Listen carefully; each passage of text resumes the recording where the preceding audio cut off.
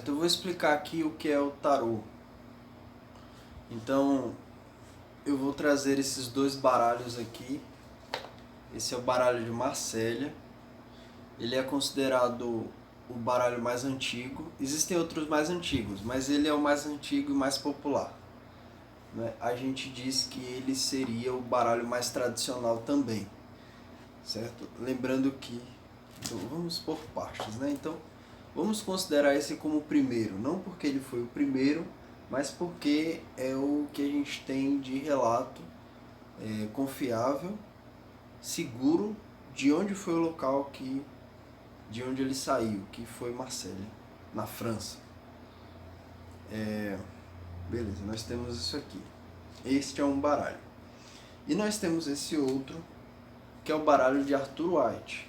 Este baralho, ele é baseado no Marsella, certo?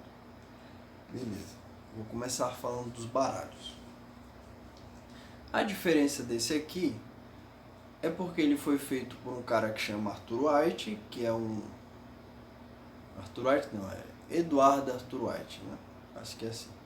E ele escreveu um monte de livros, uma caralhada de livros, e com base na interpretação dele, ele fez algumas mudanças nas cartas.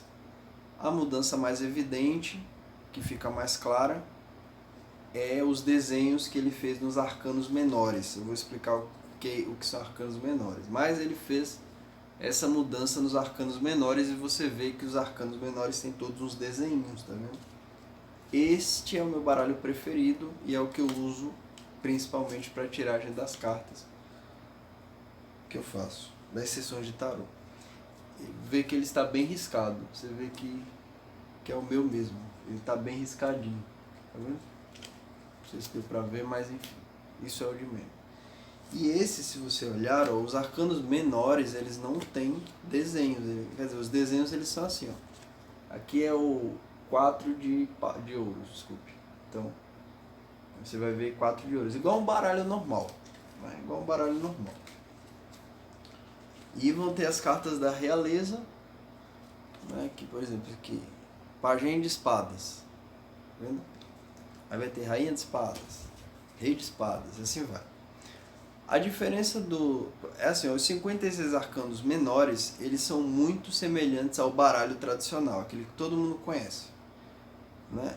A gente não sabe exatamente se o baralho veio antes ou se o baralho veio depois do tarô, né? Algumas pessoas dizem que veio antes, outras pessoas dizem que veio depois. A diferença do baralho normal para o baralho do tarô, no caso dos arcanos menores, né, é que o tarô tem a mais o cavaleiro. Então ele vai ter o cavaleiro de ouro, de espada, de copos.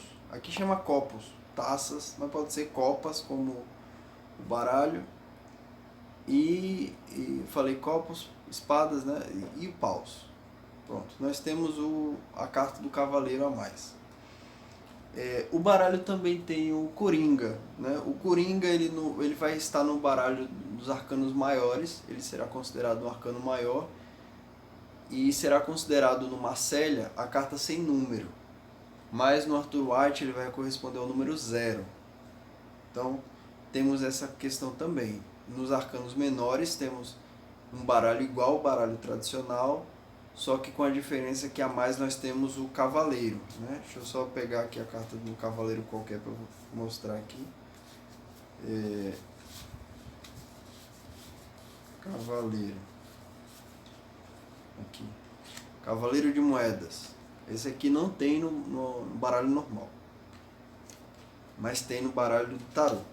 E nos arcanos menores não vai ter a composição do Coringa. O Coringa ele vai fazer parte dos arcanos maiores. Então nós temos 56 cartas que são arcanos menores.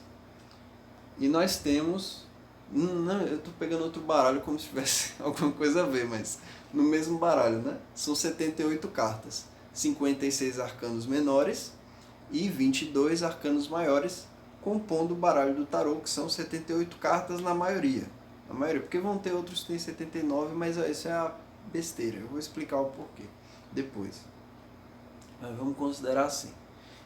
E aí nós temos os arcanos maiores, que são cartas especiais, porque elas têm, digamos, um desenho, né, e uma representação diferenciada. Tipo assim, ó, por exemplo, aqui, o julgamento.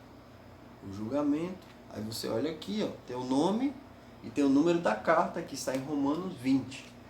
Né? Pronto. Aí, essas cartas, elas vão sempre representar uma realidade humana.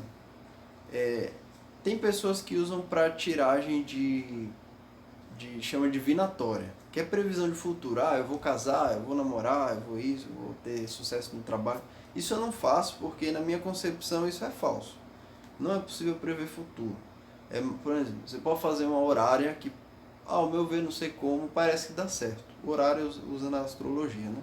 Eu não faço porque, na minha visão, isso é furado. Assim. Você pode fazer, mas não funciona. E no tarô, pior ainda. Para mim, assim, usar o tarô para previsão é muito ruim, porque é muito aleatório, entendeu? Você tem, pelo menos a astrologia, a gente pode dizer assim, é aleatório o momento que você nasce. Mas, pô, você nasceu e já tem um monte de gente que nasceu e várias possibilidades de observar as pessoas que nasceram naquela mesma data, né?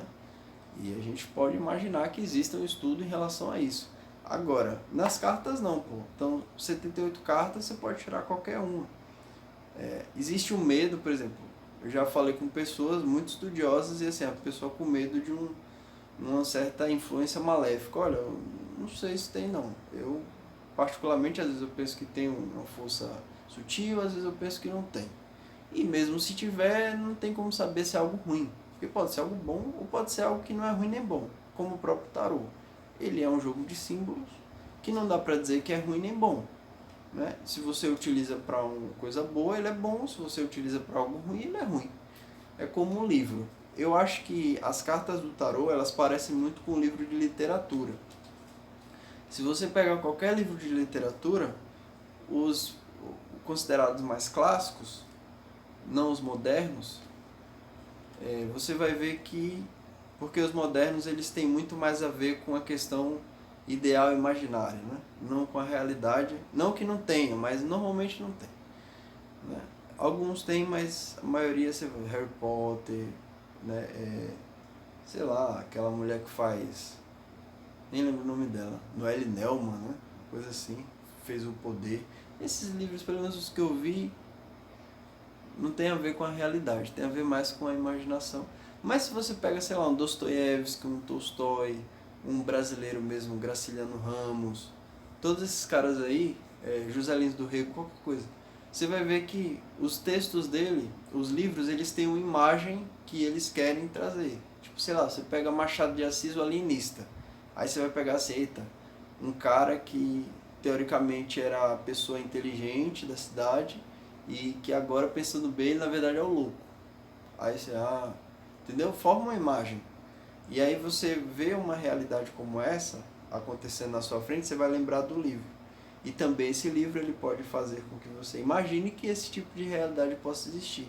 Nas cartas não é diferente, não. Tipo, você pensa 78 cartas, são 78 livros. Tipo, um intelectual que lê bastante, por exemplo, eu estava vendo o Arthur alguma coisa, é um escritor aí.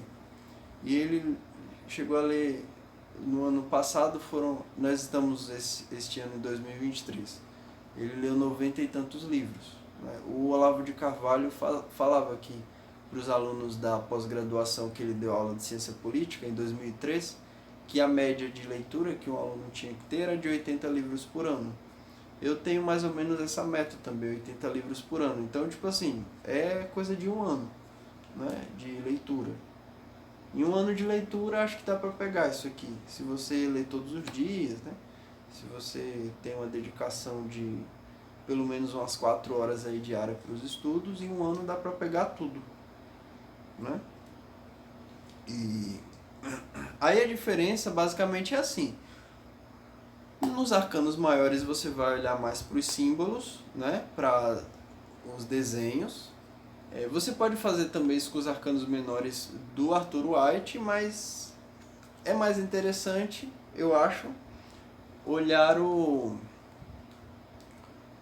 olhar o significado dos números associados aos naipes, que tem a diferença, né? Aí você associa o número, tipo, o número tem um significado, mas o naipe tem seria uma influência. Sei lá, por exemplo, você pega o 1 é unidade, o 2 é polaridade, por exemplo, né? Então, o que seria o 1 em moedas? O que seria o 2 em espadas? Entendeu? E aí o que é moeda, o que é espada, isso aí a gente vai aprendendo. Mas eu não vou também entrar em detalhes. E além disso, a mudança entre essas duas cartas, eu falo dessas duas porque para mim são os que eu uso. O do Boêmia também é muito bom, eu desenvolvi a minha técnica de... A primeira técnica que eu tive de leitura dos arcanos menores foi com um livro que utilizava o de Boêmia, mas ele serve para tanto o Marcella quanto o Arthur White, né? E a diferença do Arthur White é porque ele modificou algumas questões por causa da visão dele e da realidade, assim, que é diferente. Por exemplo, ele colocou a força, que é a carta número 11, ele colocou no 8, e a justiça, que era 8, ele colocou no 11. Além disso, como que chama? O louco não tinha número, ele colocou o 0, que, bem, tanto faz. E o 13, que não tinha nome, ele colocou o nome, ele colocou a morte, né? Então, temos essa diferença também. Por quê? Existem os porquês, mas eu não vou entrar aqui em detalhes também. Esse realmente é só um vídeo introdutório para dizer assim, mais ou menos o que é o tarô. Pronto, espero que tenha ficado claro. Se quiserem mais alguma coisa, vocês falam aí que eu posto aqui. Até mais e quase esqueci. Tem o meu canal no Instagram, onde eu falo exclusivamente de tarô. E lá eu tenho também os meus cursos, né? Eu tenho um curso Tarô Puro e Simples, que é um curso básico para intermediário. Eu tenho o curso avançado agora que eu estou desenvolvendo, que são para os alunos do Puro e Simples. E além disso eu faço as minhas sessões, eu tenho sessão individual e a sessão de casal, né? E como eu acabo tendo a necessidade de fazer alguns mapas astrológicos por causa da questão do conhecimento, eu também faço mapa astrológico, né? Mas é só isso, meu conhecimento de astrologia é pouco, né? Então eu vou deixar aqui as informações todas que precisarem. Aí qualquer coisa entram em acesso. É muito fácil falar comigo pelo Instagram. Vem pelo Instagram e fala comigo. Então é isso. Até mais. Fiquem todos com Deus.